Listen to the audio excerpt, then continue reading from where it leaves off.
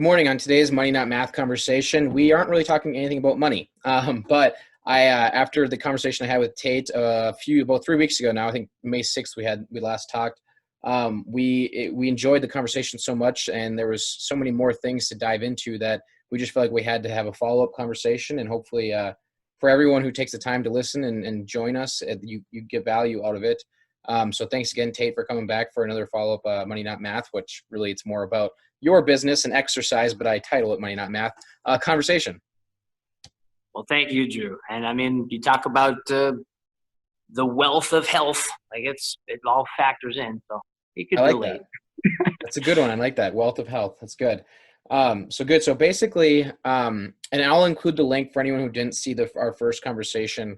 But the first conversation we had on May 6th was mostly focused on why you do what you do, how you do it, and what you do from a CrossFit Great North perspective in your business.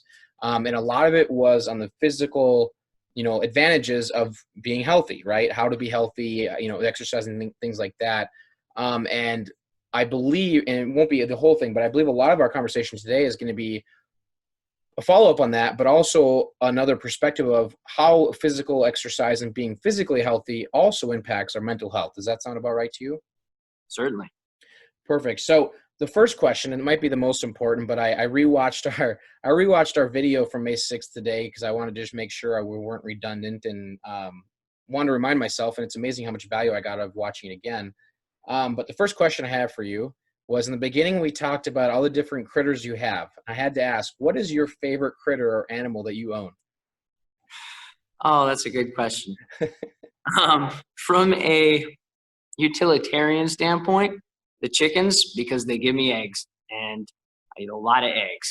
They're a staple in my in my diet. As far as just straight up, I really love our dog. She's just a little sweetheart. She's part collie, part yellow lab. So just a happy, smart, super chill dog. We get to go running every morning, and she chases the chickens around the yards and all that stuff. But yeah, we used to have a little pony that was, my wife had gotten it from a coworker, a friend of hers, and it was this wonderful little horse, but she died of colic a couple of years ago. So, I'm sorry to hear that. My son was very, very sad about that. I bet. Yeah, that's where the circle of life conversation comes into play, right? So, yes, very much so. Then he goes and tells all his friends, "Oh, well, my horse died, my one sheep died, and Belle killed this one chicken," and and his friends were like, "Oh my gosh." Different. Isn't the brutal honesty of children and elderly people absolutely hilarious? And wonderful at the same time. Yes. Absolutely. Yes. I'll tell you a story about my grandpa off air here. So afterwards, but I'm seeing a little lag on your end there. So I'll try not to overtalk you, but if you notice me pausing and waiting just to make sure you're done. Okay, sure. But I thought something really cool. We just had Memorial Day. And I didn't serve in the military, but I'm absolutely thankful for all those who did and have sacrificed the ultimate sacrifice for our freedoms. I think freedom of our lives is one of the most important, if not the most important value or opportunity we have. Can you tell us a little bit about the Memorial Day event that you invited me to, and then you hosted with your business I don't know if it's business related, but just personally on Monday? Yeah, absolutely. So every Memorial Day, CrossFits and whatever else around the world,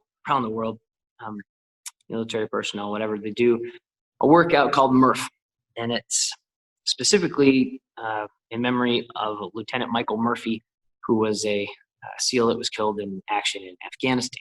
If you ever saw the movie Lone Survivor, he was the guy that went out and exposed himself to get their air support, their coordinates, right? So very much gave his life to save, the rest of them. And so his favorite workout was a little workout where he put on his body armor or 20-pound vest or whatever, and he ran a mile, and then he did 100 pull-ups and 200 push-ups and 300 squats, and then he ran another mile. And so that kind of has become this sort of traditional Memorial Day workout to honor the fallen.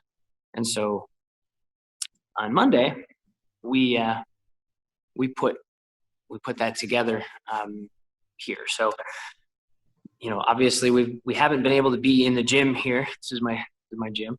We haven't been able to be in here because of COVID, and we haven't really been able to get together. We've been doing our workouts via Zoom in the basement and whatever else. And so this was an opportunity to get together to do this. And we got permission from the city to use the park as long as we were maintaining our social distance standards and whatever else. And I did a little quick and dirty engineering to figure out how to give everybody their own station with either a pull-up bar or a Australian pull-up bar, which is basically like an inverted row. And we had a great turnout. Everybody was safe. Everything kind of went off that hitch.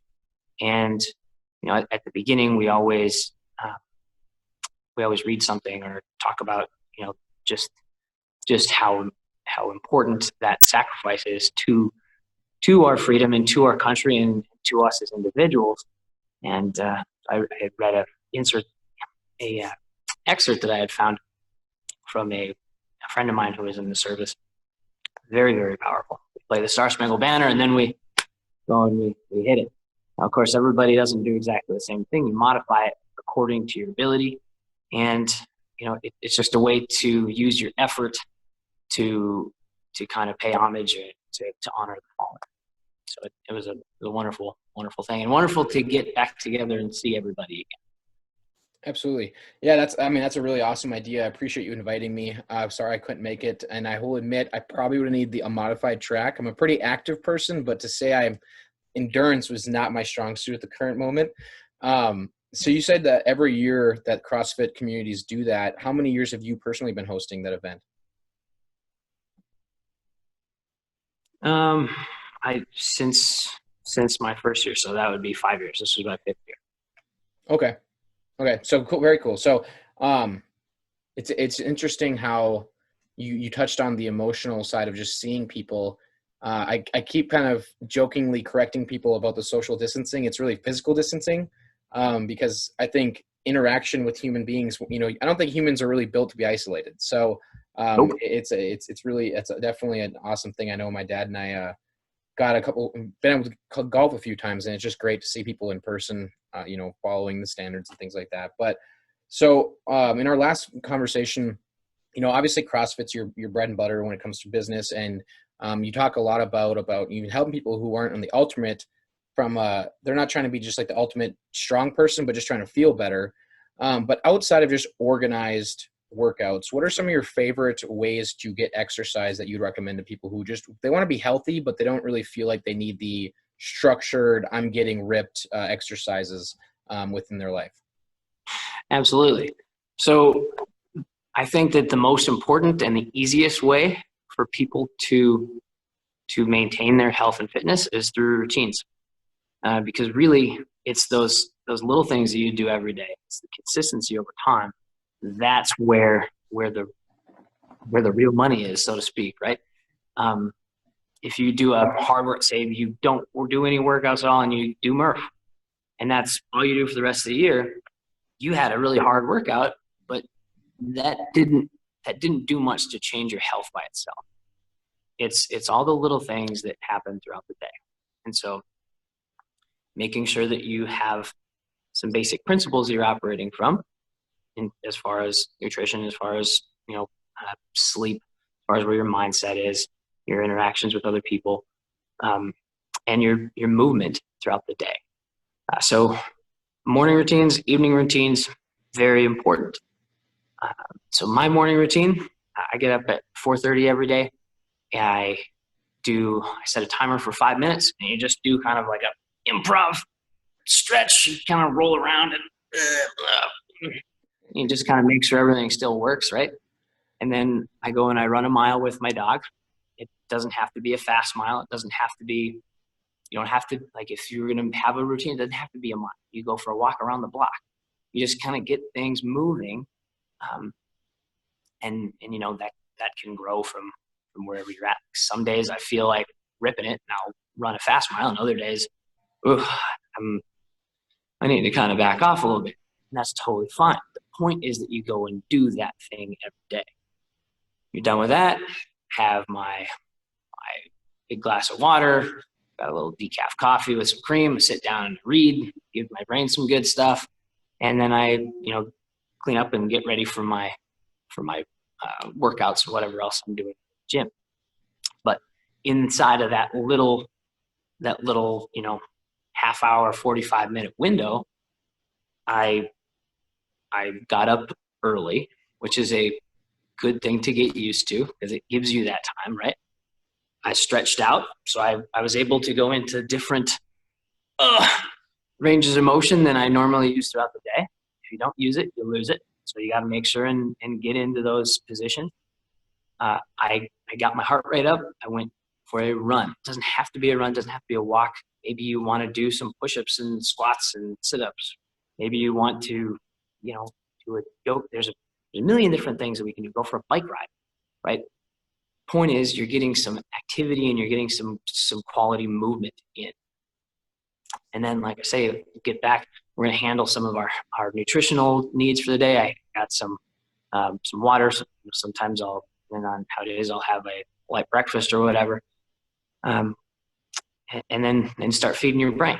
So you get these little routines that make you feel good and set your day up for a win. And then it makes it so you want to keep doing that routine, right? And over time, like after a month, like you look at how much you've accomplished and it hasn't really affected the rest of your day at all. It's massive. And so figuring out how to set up those routines, like that's really where the low hanging fruit is for people. Now, so many people don't want to get up early. I hear that a lot. And a big part of it is because our sleep is really damaged a lot due to just the way this modern world works. We don't really work that, our system doesn't really jive that great with the way we wind up living our life. And so figuring out some evening routines that help you sleep better, improve the quality of your sleep, makes it way easier to get up earlier. So it all kind of piggybacks on top of each other. And then that sleep allows you to learn faster, allows you to recover. It changes the way all of your insides work. It's a total game changer. Your ability to digest food goes through the roof when you sleep better, because that's where digestion is supposed to happen, right? So setting up a routine to make sure that you're ready to sleep is another great way to just kind of put it all together. So you have a morning routine, an evening routine, and then the stuff that happens in the middle, maybe you get some kind of workout in, maybe not. But those routines are what's going to help move that life forward and keep you going the way that you want to go.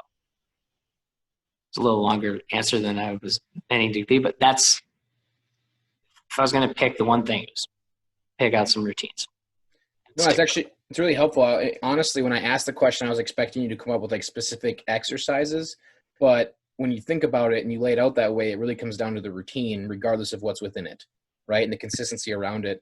If I heard you right, at least. And I remember one time I read something like it takes 30 days to build a routine, but only like 3 to lose it. So just that consistency in life of, living the way you want to live, and no one can tell you how you should live, but if Right. you want to be healthier, then keep that in mind.